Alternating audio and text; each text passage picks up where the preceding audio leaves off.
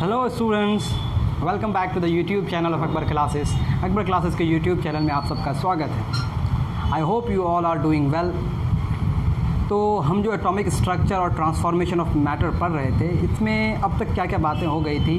Last जो हमारा topic था वो था atomic number and mass number. I think आपको सारी बातें समझ आ गई होंगी। अब जो आगे हमें बढ़ना है एटॉमिक नंबर जानने के बाद, एटॉमिक नंबर क्या था। एटॉमिक नंबर जो था हमारा, इसको हम Z से रिप्रेजेंट किए थे, that was equals to number of protons. और अगर आपके पास कोई न्यूट्रल एटम होता है, मतलब उस पर कोई चार्ज नहीं होता है, नेगेटिव पॉजिटिव चार्ज नहीं होता है, तो number of protons equals to होता है नंबर ऑफ़ इलेक्ट्रॉन्स। तो ये नंबर ऑफ़ इलेक्ट्रॉन्स तो पता चल गया। नंबर ऑफ़ प्रोटॉन्स आपको मैंने बताया कि आपके पास एक एटम होगा। एक एटम में जो उसका सेंटर होगा, इस सेंटर में क्या क्या होंगे, प्रोटॉन्स होंगे और न्यूट्रॉन्स होंगे। इसके बारे में हमें कोई दिक्कत नहीं है कि वो एक ही जगह पे है। और इलेक्ट्रॉन्स अलग अलग सर्कुलर पाथ में घूम रहे हैं, अलग अलग सर्कुलर पाथ में घूम रहे हैं। के बोलते हैं आप, एल बोलते हैं, एम बोलते हैं, एन बोलते हैं। तो अब ये डिसाइड करना है कि किसी पर्टिकुलर एटम के किस शेल में कितने इलेक्ट्रॉन्स होंगे। और जब हम इलेक्ट्रॉन्स को फिल करेंगे तो हम क्या क्या रूल्स फॉलो करेंगे। यानी कि हमें अब इलेक्ट्रॉन्स को अरेंज करना है डिफरेंट शेल में, और इलेक्ट्रॉन्स का arrangement in different shell, that is called electronic configuration. This is called electronic configuration. Okay, क्या है, व्हाट इज इलेक्ट्रॉनिक कन्फिगरेशन की arrangement of.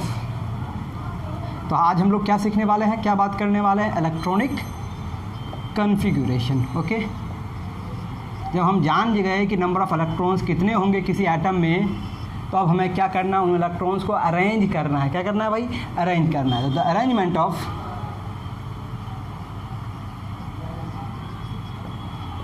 Electrons in different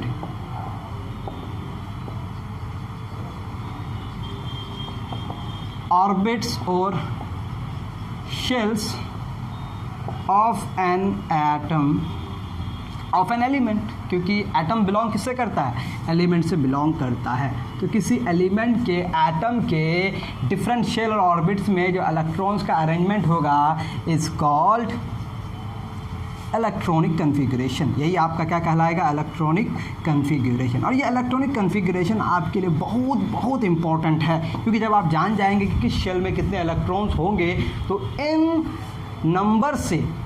number से आपको फर्दर बहुत सारे इन्फॉर्मेशन मिलते हैं। बहुत सारे इन्फॉर्मेशन जैसे क्या मिल जाएगा, आप केमिकल रिएक्टिविटी डिसाइड कर पाएंगे डिफरेंट एलिमेंट्स के। तो हम वन बाय वन एक एक चीज़ें डिस्कस करेंगे। तो पहले आपको एक छोटा सा कॉन्सेप्ट क्लियर ये हो गया कि व्हाट इज़ इलेक्ट्रॉनिक कन्फिगरेशन। तो electronic configuration is very simple. It is simply the arrangement of electrons in different circular path. कि डिफरेंट सर्कुलर पाथ्स में इलेक्ट्रॉन्स कैसे कैसे भरे जाएंगे, this is called electronic configuration. जब हम जान गए कि इलेक्ट्रॉनिक कन्फिगरेशन क्या है, अब हमें जानना यह है कि कैसे कैसे रखेंगे इलेक्ट्रॉन्स को। ठीक है, पहले तो हम ये जान गए कि इलेक्ट्रॉन को सजाना है। अब ये जानना है कि इलेक्ट्रॉन को सजाने के लिए हमारे पास क्या क्या आइडियाज़ होने चाहिए, and these ideas are called rules of electronic configuration. So हमें अब जानना क्या है, रूल्स ऑफ इलेक्ट्रॉनिक कन्फिगरेशन। जब तक हम रूल्स नहीं जानेंगे तब तक हम किसी सिस्टम में काम नहीं कर पाएंगे। सिस्टम में काम करने के लिए we should know the rules. तो let's talk about the rules of electronic configuration. क्या बात करेंगे हम लोग, रूल्स ऑफ इलेक्ट्रॉनिक कन्फिगरेशन। ये बहुत इम्पोर्टेंट है, इसीलिए इसको आप बहुत ही सीरियसली इसको पढ़िए। इलेक्ट्रॉनिक कन्फिगरेशन, इलेक्ट्रॉनिक कन्फिगरेशन को आप अपने छोटे क्लास में डेकोरेशन ऑफ इलेक्ट्रॉन भी कह सकते हैं। तो number one, rule number one, सबसे पहला रूल क्या है। सबसे पहला रूल कहता है कि maximum number of electrons that can be filled in a given shell is given by expression 2n square, where n represents number of shell, that is, या तो अगर के है, फॉर के अच्छा इस तरह लिखते हैं n इक्वल्स टू हो सकता है 1 2 3 4 एंड सो ऑन। समझ आ रही है मेरी बात? बहुत ही सिंपल। क्या कह रहा हूँ मैं कि अगर आपके पास कोई शेल है दिया हुआ, उस शेल में मैक्सिमम कितने इलेक्ट्रॉन्स रखे जा सकते हैं, उसके लिए आपके पास एक्सप्रेशन क्या है 2n²। और ये पहला शेल, दूसरा शेल, तीसरा शेल, चौथा शेल फॉर फर्स्ट शेल। अगर आपके पास पहला शेल हो जिसको आप कहते हैं के शेल, क्या कहते हैं के, तो मैक्सिमम नंबर ऑफ इलेक्ट्रॉन कितने होंगे? मैक्सिमम नंबर ऑफ इलेक्ट्रॉन्स कितने होंगे इसमें? 2n²। और फर्स्ट सेल के लिए n का वैल्यू कितना होगा भाई? 1। तो 2 × 1 का स्क्वायर, that is you are going to have 2। ठीक है। फॉर सेकेंड शेल, अगर आपके पास दूसरा शेल हो जिसको आप L कहेंगे, इसके लिए n का वैल्यू 2 हो गया, तो मैक्सिमम कितने इलेक्ट्रॉन्स इसमें हो सकते हैं? Remember this is maximum number of electrons is going to be 2 × 2², that is 2 2s are 4 2s are 8। इसी तरह से n इक्वल्स टू अगर 3 होगा तो आपका ये हो जाएगा 2 × 3², दैट इज़ 18। कौन से शेल में? थर्ड शेल में। ठीक है। n इक्वल्स टू अगर 4 होगा तो 2 × 4², that is you are going to have 32। 4 4s are 8, 4 4s are 16, 2s are 32, that is fourth shell में आप कितने इलेक्ट्रॉन भरेंगे? फोर्थ शेल में you are going to fill 32 electron, third shell में 18 electrons, second shell में 8 electron और first shell में 2 electron. These are the maximum number of electrons that you can fill in a given shell. So maximum number of electrons that can be fill in a given shell is given by the expression 2n² that you should remember. This is the first very rule. अब दूसरा rule क्या कहता है? Now बस 2 rules आप जान जाएंगे, बिल्कुल चीज़ें क्लियर हो जाएंगी। Should I erase? चलिए इरेज करते हैं। अब मैक्सिमम नंबर ऑफ इलेक्ट्रॉन से पता चल गया। अब होता क्या है, जब आप इलेक्ट्रॉन भरना शुरू करते हैं किसी गिवन शेल में, किसी गिवन एटम के अलग अलग शेल में, तो आपको एक ऐसा शेल मिलेगा जो सबसे आखिर वाला शेल होगा, सबसे लास्ट वाला शेल होगा, जिसको आप बोलेंगे आउटर मोस्ट शेल। तो दूसरा रूल जो है वो है आउटर मोस्ट शेल के लिए। किसके लिए? आउटर मोस्ट शेल के लिए। अब क्या कहता है? सेम यही स्टेटमेंट आगे बढ़ाते हैं। Maximum number of electron that can be fill in an outermost shell of an atom। किसी आउटरमोस्ट शेल के, किसी एटम के आउटरमोस्ट शेल में कितने मैक्सिमम इलेक्ट्रॉन्स भरे जा सकते हैं? अलग अलग शेल में कितने भरे जाएंगे वो तो हमें पता चल गया। पहला में 2, दूसरा में 8, तीसरा में 18, चौथे में 32। लेकिन अगर कोई शेल आउटर मोस्ट हो, लास्ट शेल हो, तो उसमें मैक्सिमम कितने भरे जा सकते हैं? Maximum number of electrons that can be fill and in an outermost shell of an atom is 8। 8 से ज़्यादा ये नहीं होगा। ठीक है। 2 रूल्स। पहला रूल, किसी शेल में कितने इलेक्ट्रॉन भरे जा सकते हैं। दूसरा रूल, अगर कोई शेल आउटर मोस्ट शेल बन गया तो उसमें मैक्सिमम कितने भरे जा सकते हैं। पहला शेल में 2 इलेक्ट्रॉन, दूसरा शेल में 8 इलेक्ट्रॉन, तीसरा शेल में 18 इलेक्ट्रॉन, चौथा शेल में 32 electron and so on.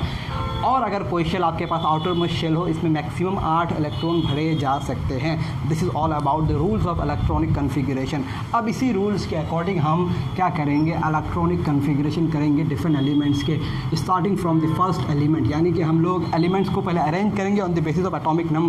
Okay, चलिए यहाँ मैं लिखता हूँ एटॉमिक नंबर। एटॉमिक नंबर जिसको आप Z कहते हैं। पहला एटॉमिक नंबर, दूसरा एटॉमिक नंबर, तीसरा, चौथा, पाँचवा, छठा, सातवां, आठवां, नौवां, 10वां, 11, 12, 13, 14, 15, 16। Okay, atomic number. ठीक है। अब एलिमेंट्स यहाँ लिखूँगा मैं, एलिमेंट्स। ठीक है, एटॉमिक नंबर हो गया ये। इसके बाद मैं लिखूँगा एलिमेंट्स का symbol. Then I am going to write electronic configuration K L M N। Okay, देखें आप, बस बहुत ही सिंपल है। एलिमेंट, सबसे पहला element hydrogen, then we have helium, then we have lithium. आपको याद कर लेना इसको, hydrogen, helium, lithium. Then we have beryllium, then we have boron, carbon, nitrogen, oxygen, fluorine. Then we have neon, sodium, magnesium, aluminium, okay. Aluminium के बाद आता है silicon, then phosphorus, then sulphur, okay. Atomic number को मैं इसके base में भी लिख सकता था यहाँ पे, क्योंकि मैंने आपको बताया कि एटॉमिक नंबर यहाँ, जैसे मान लीजिए आपके पास कोई एलिमेंट है फॉस्फोरस, इसका एटॉमिक नंबर 15 है, तो मैं यहाँ लिख सकता हूँ इस तरह से, ठीक है। लेकिन मैं यहाँ अलग अलग लिखा ताकि आपको बात समझ में आए। जितना एटॉमिक नंबर होगा उतने नंबर ऑफ प्रोटॉन्स होंगे और उतने ही नंबर ऑफ इलेक्ट्रॉन्स होंगे। तो हाइड्रोजन के पास कितना इलेक्ट्रॉन? एक इलेक्ट्रॉन। और हमारे पास पहला शेल में 2 इलेक्ट्रॉन भरे जा सकते हैं, कितने? 2। तो एक तो भर ही सकते हैं ना, मैक्सिमम 2, तो एक तो भर ही सकते हैं। हीलियम के पास कितने इलेक्ट्रॉन? 2, तो 2 को भर दिए हम लोग पहले ही शेल में। इसके पास कितने हैं? 3। पहला शेल में 2 भरेंगे, दूसरे में 1 भरेंगे। इसके पास 4 इलेक्ट्रॉन्स हैं, तो 2 यहाँ भर देंगे, 2 यहाँ भर देंगे। इसकी कैपेसिटी 2 है, इसकी कैपेसिटी 8 है, इसकी कैपेसिटी 18 है, इसकी कैपेसिटी 32 है, ओके। अब देखते जाए, इसका 5 है तो कितना हो गया? 2 और 3, क्योंकि इसकी कैपेसिटी 8 है। 2 4 7, तो 2 5 8, 2 6 9, 2 7 10, 2 8, इसकी कैपेसिटी पूरी हो गई है। अब सोडियम के पास कितने इलेक्ट्रॉन्स है? 11 है, तो 2 इसमें भरेंगे, 8 इसमें भरेंगे, 1 इसमें भरेंगे। तो जो लास्ट इलेक्ट्रॉन जिसमें भरे जा रहे हैं वो कहलाएगा आउटर मोस्ट शेल। हाइड्रोजन के लिए आउटर मोस्ट शेल हो गया पहला शेल, फर्स्ट शेल। हीलियम के लिए भी पहला, लिथियम के लिए दूसरा, और लिथियम से लेकर के नियोन तक दूसरा है वैलेंस शेल। लेकिन सोडियम के लिए वैलेंस शेल क्या हो गया? M हो गया। वैलेंस शेल का मतलब outermost shell. Valence shell ही क्या है? Outermost shell, outermost shell. तो आप दोनों नाम जान लें, वैलेंस शेल को आउटर मोस्ट शेल बोलेंगे। तो सोडियम का आउटर मोस्ट शेल कितना हो गया? 3rd, that is N। Magnesium में 12 है तो 2 8 2। अल्मीनियम में कितना है? 13 है तो 2 8 3। फॉस्फोरस में 15, सिलिकॉन में 14 तो 2 8 4। फॉस्फोरस में 2 8 5 16 2 8 6, ओके। आप देख सकते हैं ऑक्सीजन के पास 2 6, आउटर मोस्ट शेल में 6 इलेक्ट्रॉन। सल्फर के पास आउटर मोस्ट शेल में कितने इलेक्ट्रॉन? 6 इलेक्ट्रॉन। सिर्फ फ़र्क क्या है? इसमें 2 शेल है, इसमें 3 शेल है। इसका मतलब इन दोनों की प्रॉपर्टीज़ में कुछ सिमिलरिटी आएगी। तो इसीलिए मैं कहता हूँ कि electronic configuration is very very important to determine the chemical properties of different elements. अब आगे बढ़ते हैं हम लोग, ठीक है। पहला shell K L M N, okay.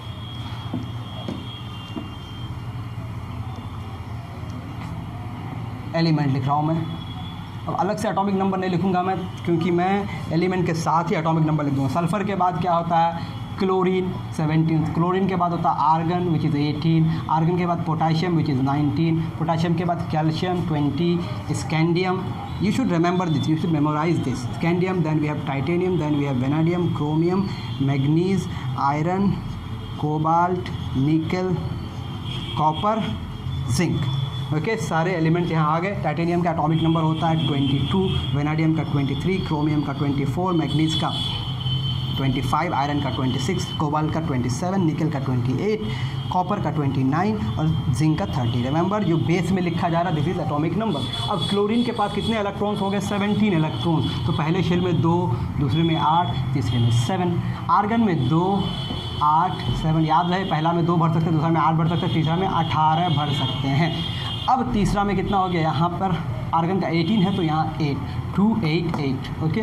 Potassium के पास 19 है तो 2 8। If I write here 9 then this becomes the outermost shell. क्या बन जाता है? जब मैं यहाँ 9 लिख दूँ तो इलेक्ट्रॉनिक कन्फिग्रेशन तो आपका हो गया, रूल्स को फॉलो कर रहा पहला रूल को। लेकिन सेकंड रूल अगर कंसीडर करें, सेकंड रूल क्या कहता है कि अगर कोई आपके पास आउटर मोस्ट शेल हो उसमें मैक्सिमम 8 ही भर सकते हैं, तो यहाँ आप 9 भर देंगे तो ये आउटर मोस्ट शेल बन जाएगा। तो मतलब आप यहाँ 9 नहीं भर सकते हैं, तो यहाँ क्या करेंगे?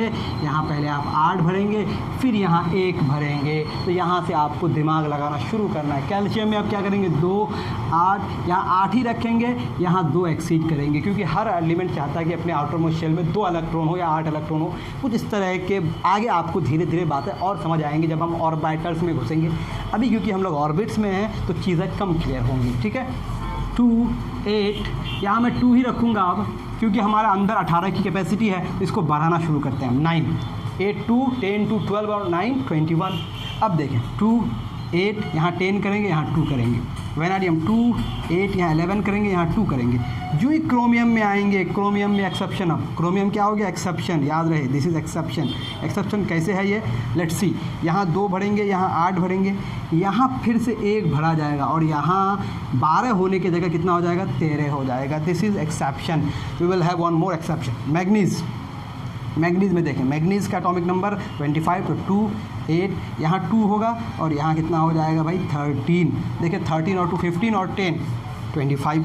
आयरन का 2 8 14 2, कोबाल का 2 8 15 2, निकल का 2 8 16 2, कॉपर का 2 8, यहाँ हो जाएगा 1, तो यहाँ कितना हो जाएगा 18, क्योंकि 18 इसका मैक्सिमम कैपेसिटी है, तो यहाँ 1 भर के ये अंदर वाला को पूरा कर लेता है। तो दिस इज़ अनदर एक्सेप्शन। इसके ऑटोमर शेल में एक इलेक्ट्रॉन है, एक क्रोमियम के केस में और एक कॉपर के केस में, बाकी सब में 2 है। ओके, अब देखें आप जिंक का हो गया 2 8, यहाँ 18, यहाँ 2, ठीक है। तो this is the electronic configuration from hydrogen to zinc. ये 30 एलिमेंट का इलेक्ट्रॉनिक कन्फिग्रेशन हो गया।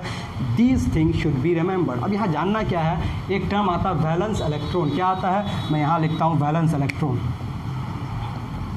वैलेंस इलेक्ट्रॉन, वैलेंस इलेक्ट्रॉन क्या है, number of electrons in valence shell. Valence shell में जो नंबर ऑफ इलेक्ट्रॉन्स होंगे वो क्या कहलाएंगे, वैलेंस इलेक्ट्रॉन कहलाएंगे। Valence number of electron in valence shell. अब जैसे हाइड्रोजन का वैलेंस शेल एक ही शेल है, वही वैलेंस शेल, तो उसका वैलेंस इलेक्ट्रॉन 1 हो गया। लिथियम के केस में 1 हो गया, उसी तरह से कार्बन के केस में 4 हो गया। किसी और को देखें जैसे कि मैग्नीज के केस में 2 हो गया। तो सबसे लास्ट वाले शेल में जितने इलेक्ट्रॉन्स होंगे वो कहलाएंगे valence electrons. And you should remember these valence electron, these are very very important numbers. Okay, I think आपको बात बिल्कुल समझ आ गई होगी, ठीक है। ये तो हो गया हमारा अलग अलग शेल में इलेक्ट्रॉनिक कन्फिग्रेशन। अब मैं अगर आपको एक ज्योमेट्रिकल रिप्रेजेंटेशन दिखाना चाहूँ, इलेक्ट्रॉनिक कन्फिग्रेशन का ज्योमेट्रिकल रिप्रेजेंटेशन, तो ज्योमेट्रिकल रिप्रेजेंटेशन अगर मैं बताऊँ आपको, ये कोई इम्पोर्टेंट नहीं है, लेकिन क्योंकि बुक ने दिया है तो हम भी इसको करके दिखाते हैं आपको। ज्योमेट्रिकल रिप्रेजेंटेशन को ये मत समझना कि एटम ऐसा दिखता है, बस हम दिखाने की कोशिश करें। For example you are having sodium. Sodium का एटॉमिक नंबर कितना है, 11। अब ये भी हमने देखा, इसका इलेक्ट्रॉनिक कन्फिग्रेशन पहला सेल में 2, दूसरा में 8, तीसरा में 1, ठीक है। अब इसका ज्योमेट्रिकल रिप्रेजेंटेशन करने के लिए हमें पता होना पड़ेगा कि इसका सेंटर न्यूक्लियस है। मान लेते हैं हमारा न्यूक्लियस है। ओके, इस न्यूक्लियस में कितने प्रोटॉन होंगे, जितना एटॉमिक नंबर होता है उतने प्रोटॉन्स होंगे, 11 प्रोटॉन हो गए। अब इसमें 11 इलेक्ट्रॉन्स भी होंगे। नंबर ऑफ प्रोटॉन्स बराबर number of electrons is equals to 11। इसमें पहला शेल होगा, इसमें दूसरा शेल होगा, इसमें पहला दूसरा तीसरा शेल होगा, 3 शेल होंगे इसमें। ऐसा आइटम होता नहीं है, मैं बस एक प्रेजेंटेशन दे रहा हूँ आपको, ठीक है। देखें आप, पहला शेल में कितने इलेक्ट्रॉन्स थे, 2, तो मैंने 2 इलेक्ट्रॉन्स इस तरह से रिप्रेजेंट किए। दूसरा में कितने, 8, तो 1 2 3 4 5 6 7 8, बस एक रिप्रेजेंटेशन है। तीसरा में कितना है, 1। तो this is the geometrical representation of sodium atom. But this is not, ऐसा नहीं कि इस तरह से आपको एटम दिखता होगा। ओके, अब आपको जब समझ आ गई कि इलेक्ट्रॉनिक कन्फिग्रेशन, वैलेंस इलेक्ट्रॉन, इसमें वैलेंस इलेक्ट्रॉन कितना हो गया भाई, इसमें वैलेंस इलेक्ट्रॉन कितना हो गया, वैलेंस इलेक्ट्रॉन, इसमें वैलेंस इलेक्ट्रॉन हो गया 1, ठीक है। अब ये valence electron is related to valency, तो अब हमें डिफरेंट एलिमेंट्स के वैलेंसी को जानना है। क्या जानना है, now we are going to know the valency of different element. यहाँ तक बात क्लियर हुई। मैंने आपको क्या शुरू किया, आपको मैंने कहा कि आपके पास इलेक्ट्रॉनिक कन्फिग्रेशन होगा। अब इस इलेक्ट्रॉनिक कन्फिग्रेशन के बाद आपको क्या मिला, valence electron. Now I am telling you valence electron is related to valency. Now we have to know what is this valency. तो स्टार्ट करते हैं हम लोग अब कहाँ से कहानी अपनी, वैलेंसी से। ओके, कहानी शुरू करेंगे कहाँ से, वैलेंसी से। लेट्स नो द वैलेंसी, कि वैलेंसी क्या है। ओके, वैलेंसी को समझने के लिए हम किसी चीज़ को मान लेते हैं। पहले मान लेते हैं, let's the valency of hydrogen atom equals to 1। मैंने हाइड्रोजन के एटम की वैलेंसी को मान लिया 1। अब ये वैलेंसी को डिफाइन हम करेंगे, लेकिन पहले हम एक चीज़ मान लिए, दिस वी हैव कंसीडर्ड, ऐसा हमने मान लिया, ये ट्रू भी है और हमने इसको कंसीडर किया अभी के लिए। ओके, अब ये वैलेंसी है क्या? This valency is the combining capacity, the combining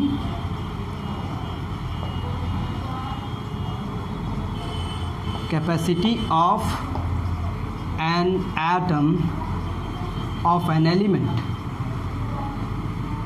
okay, this is what the combining capacity of an atom of an element. किसी एलिमेंट के एक एटम की कंबाइनिंग कैपेसिटी कितनी है, यानी कि जब वो कंबाइन करता दूसरे के साथ तब, ठीक है, कितना वो कंबाइन करेगा, कितने एटम्स उसके कंबाइन करेंगे, दैट इज़ कॉल्ड वैलेंसी। हमने हाइड्रोजन का 1 मान लिया। आप में से सारे बच्चे इतना तो जानते होंगे,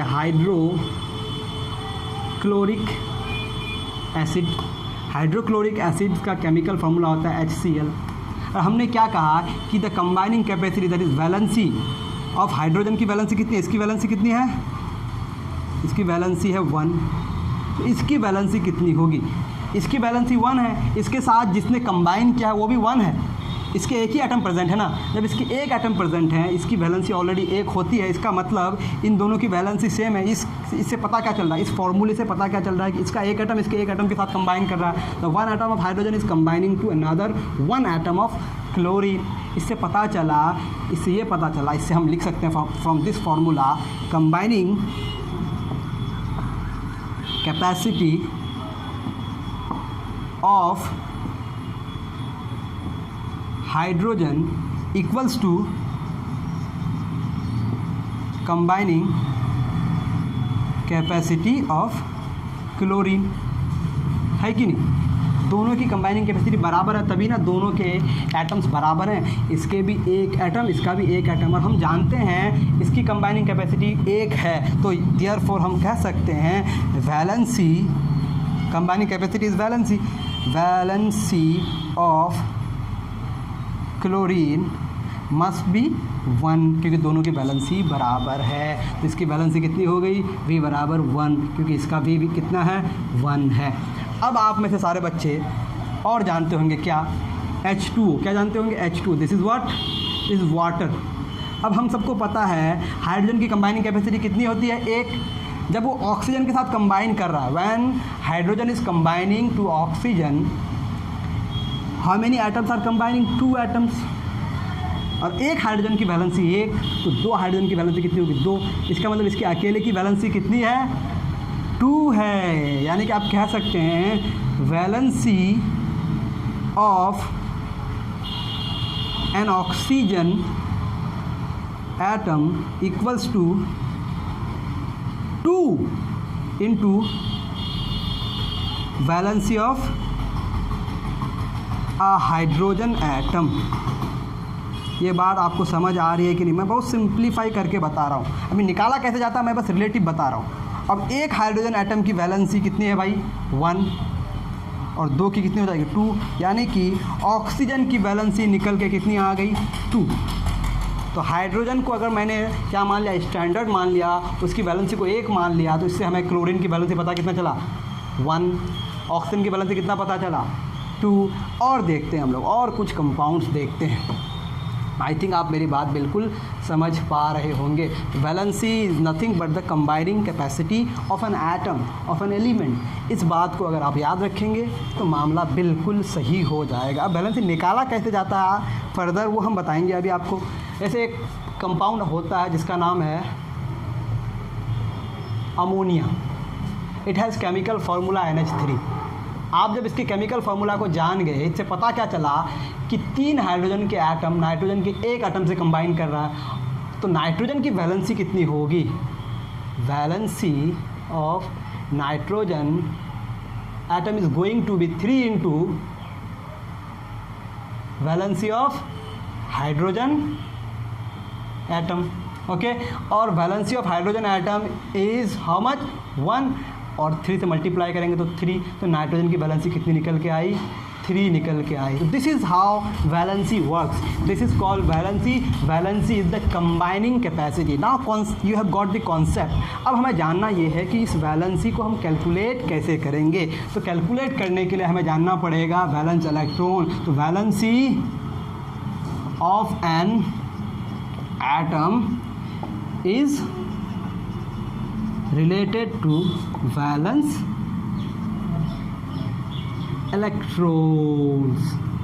किससे रिलेटेड है? वैलेंस इलेक्ट्रॉन से रिलेटेड है। वैलेंसी जो है हमारा, this valency is related to valence electron. अब किसी एटम का आपको क्या निकालना है? वैलेंसी निकालना है। मान लेते मैं 2 एटम लेता हूँ, एक तरफ मैंने लिया सोडियम एटम, एक तरफ मैंने लिया क्लोरीन एटम। इन दोनों की निकालनी है हमको वैलेंसी। सोडियम की वैलेंसी निकालने के लिए इसका वैलेंस इलेक्ट्रॉन पता होना पड़ेगा। इसका एटॉमिक नंबर 11 होता है, इसका एटॉमिक नंबर 17 होता है। इलेक्ट्रॉनिक कन्फिग्रेशन जब दोनों का करेंगे तो आप देख सकते हैं इसका इलेक्ट्रॉनिक कन्फिग्रेशन 2 8 1 2 8 7। अब आप देख सकते हैं इन दोनों में सिमिलरिटी। इसका भी सेकंड शेल में 8 इलेक्ट्रॉन्स हैं, इसके भी सेकंड शेल में कितने इलेक्ट्रॉन्स हैं? 8 इलेक्ट्रॉन्स हैं। और जब किसी एलिमेंट के किसी शेल में 8 इलेक्ट्रॉन हो जाता है तो वो अपने आप को स्टेबल फील करता है। It feels like it is stable. तो स्टेबल है, कब स्टेबल होगा? जब ये एक इलेक्ट्रॉन हटा देगा, एक इलेक्ट्रॉन जब ये लूज़ कर देगा। तो इसके पास वैलेंस इलेक्ट्रॉन कितना है? वैलेंस इलेक्ट्रॉन आप देखें, वैलेंस इलेक्ट्रॉन कितने होंगे इसके पास? 1। अगर ये एक वैलेंस इलेक्ट्रॉन हटा देता है तो इसके पास सिर्फ 8 इलेक्ट्रॉन बचेंगे आउटरमोस्ट शेल में और वो स्टेबल हो जाएगा। तो इसका वैलेंस इलेक्ट्रॉन जो होगा वही हो जाएगी वैलेंसी। यानी कि एक इलेक्ट्रॉन वो लूज़ करके स्टेबल हो जाएगा। यानी कि जब वैलेंस इलेक्ट्रॉन 1 हो तो वैलेंसी भी 1 हो जाएगी। अब ये क्या करेगा? साथ में एक अगर ऐड कर देंगे आप, एक अगर ऐड कर देंगे यानी कि एक इलेक्ट्रॉन ऐड करके इसमें 8 बन जाएगा ये। इसका मतलब इसकी वैलेंसी कितनी हो गई? 1। तो ये 1 निकलेगा कैसे? जब 8 से आप 7 माइनस करेंगे तो कितना मिलेगा? 1 मिलेगा कि नहीं? This is called valency. तो जब आपके पास यहाँ वैलेंस इलेक्ट्रॉन कितने हो गए? वैलेंस इलेक्ट्रॉन कितने हो गए? 7। तो इसकी वैलेंसी हो जाएगी 8 minus 7 that is 1 and this is 1। तो दोनों की वैलेंसी बराबर है, लेकिन निकालने का तरीका आपने देखा। जब 7 था तो मैंने 8 से माइनस करके एक वैलेंसी निकाला, और जब इसका 1 ही है तो वैलेंसी निकालने के लिए मैंने क्या किया? वही उसकी वैलेंसी हो गई। तो एक रूल्स है, क्या है रूल्स हमारे पास? क्या है रूल्स हमारे पास? क्या है वैलेंसी के? Valence electron. अगर आपके, मैंने तो आपको इलेक्ट्रॉनिक कन्फिग्रेशन बता दिया। इफ़ वैलेंस इलेक्ट्रॉन कितना हो जाए? 1 हो जाए या 2 हो जाए या 3 हो जाए, देन वैलेंसी जो होगी बराबर वैलेंस इलेक्ट्रॉन होगा। ठीक है, कब? जब वैलेंसी, अच्छा 4 भी होने से यही हो जाएगा। जब आपके पास वैलेंस इलेक्ट्रॉन 1 हो या 2 हो या 3 हो या 4 हो तो वैलेंसी और वैलेंस इलेक्ट्रॉन बराबर हो जाएगा। दूसरा केस क्या है? If valence electron is greater than 4, यानी कि कितना हो सकता है? 5 हो सकता है, या तो 7 हो सकता है, या तो 5 हो सकता है, या फिर 6 हो सकता है, या 7 हो सकता है, 8 होता है। 8 से ज़्यादा तो हो नहीं सकता है। देन वैलेंसी जो होगी, valency equal to 8 minus valence electron. I think आप बात मेरी समझ गए। इधर एग्जांपल देखते हैं। जैसा कि मैं मैग्नीशियम की बात करूँ, मैग्नीशियम का एटॉमिक नंबर 12 है, तो 2 8 2, तो इसका वैलेंस इलेक्ट्रॉन कितने हो गए? वैलेंस इलेक्ट्रॉन 2, तो वैलेंसी भी कितनी हो गई? 2। ओके, इसी तरह से मैं देखूँ अल्युमिनियम, अगर अल्युमिनियम का एटॉमिक नंबर 13, तो 2 8 3, तो वैलेंस इलेक्ट्रॉन कितने हो गए? 3, तो वैलेंसी भी कितनी हो गई? 3। इसी तरह कार्बन अगर देखूँ मैं, क्या देखूँ? कार्बन 6 होता है, तो 2 4, तो वैलेंस इलेक्ट्रॉन 4 हो गया, वैलेंसी भी कितनी हो गई? 4 हो गई। I think you are getting my point. इधर अगर मैं देखूँ, आपके पास फॉस्फोरस है मान लेते हैं, या फिर आपके पास नाइट्रोजन है, फॉस्फोरस का एटॉमिक नंबर 15, नाइट्रोजन का एटॉमिक नंबर 5। ओके, देखें आप, फॉस्फोरस 2 8 5, वैलेंस इलेक्ट्रॉन कितना हो गया भाई? 5, 4 से ज़्यादा हो गया, तो वैलेंसी कितनी हो जाएगी? 8 माइनस 5 दैट इज़ 3। इसी तरह से इसका अगर 2 3 कर दिए हम लोग, सॉरी इसका एटॉमिक नंबर 7 होता है, तो 2 5 हो गया, 2 5, तो वैलेंस इलेक्ट्रॉन कितने हो गए 5, तो वैलेंसी कितनी हो गई 8 - 5 दैट इज़ 3। तो इन दोनों की वैलेंसी सेम हुई कि नहीं? ठीक है, तो this is all about the valency. और वैलेंसी क्या है? असल में कॉम्बाइनिंग कैपेसिटी है। तो आई थिंक आपको वैलेंसी का कॉन्सेप्ट समझ में आ गया। अब मैं आपको कुछ नेक्स्ट क्लास में हम ये लिखना सीखेंगे कि वैलेंसी की मदद से, वैलेंसी अगर आप जान जाते हैं किसी एटम का या किसी आयन का, तो उससे हम फॉर्मूले कैसे डिराइव करेंगे। तो नेक्स्ट लेक्चर हमारा होगा on the basis of derivation of क्या कह रहा हूँ मैं कि जो हमारा नेक्स्ट लेक्चर होने वाला है, यहाँ तक हमने वैलेंसी तक बात कर ली। अब इन वैलेंसी की मदद से कुछ एलिमेंट्स के वैलेंसी को हम याद करेंगे, कुछ आयंस की वैलेंसी को हम याद करेंगे, उनके टेबल्स हम देंगे और उससे फिर हम लोग फार्मूला डिराइव करेंगे। तब तक के लिए दीजिए इजाज़त। Thank you very much for joining us.